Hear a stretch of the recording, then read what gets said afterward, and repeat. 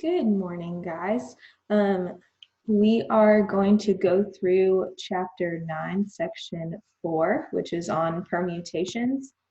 You have 2 pages that are due on Friday that go along with this chapter. There are also the sheets on our Google Classroom, so make sure that you're getting them. Looking at permutations, this is something new for you guys.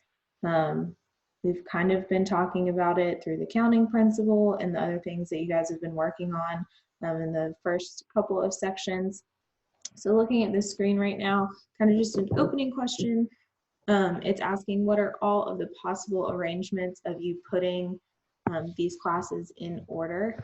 So when you were doing the tree diagram, this was kind of the same thing, but another way to just simply do this is to do like science, then math, then language arts. Then you could have science, language arts, and math. You could have math, science, language arts, or math, language arts, science. And then finally starting with language arts, then science, and then math, and then language arts, math, and then science. So there are a total of 6 options that you could have. So this is one way of finding a permutation. There are a couple other examples that we're going to go through real quick.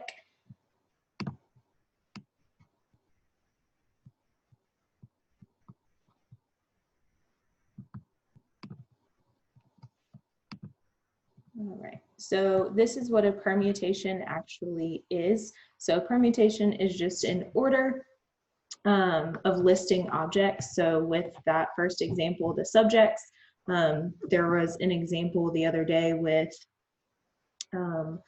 like food at a restaurant. What are the multiple options that you could order of a sandwich, a salad, and a soup? So a specific way to list them. So remember that the counting principle, remember that the counting principle was when you could take them and multiply the amount that they were. So that's kind of what we're doing. So looking at this first example, it says, in how many ways can the starting 6 players of a volleyball team stand in a row for a picture?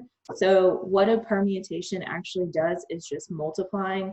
So looking at this very first player, or the first spot that a person can stand in, there are 6 options right here. That should say 6, not 16, sorry. So in the first spot, any one of the 6 players could stand there. Then if the first spot is already taken, then the next spot would have 5 options, and then so forth. So then the third spot, you would have 4 options, then 3 options, 2 options, and then 1 option. So what you're going to do with these is then multiply them. So multiplying 6 times 5, getting 30, then multiplying 30 times 4, and getting 120, then getting 120, and multiplying by 3, which is 360, and then multiplying 360 by 2, which is 720, and then multiplying that by 1, which is just going to result in 720. So your final answer to this would be 720 is the way that they could stand in a row for a picture.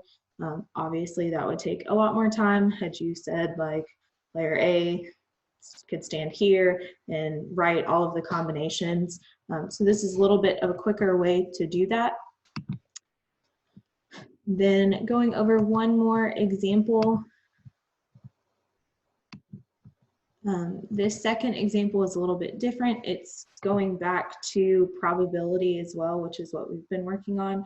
So it says you have 5 seasons of your favorite TV show on DVD.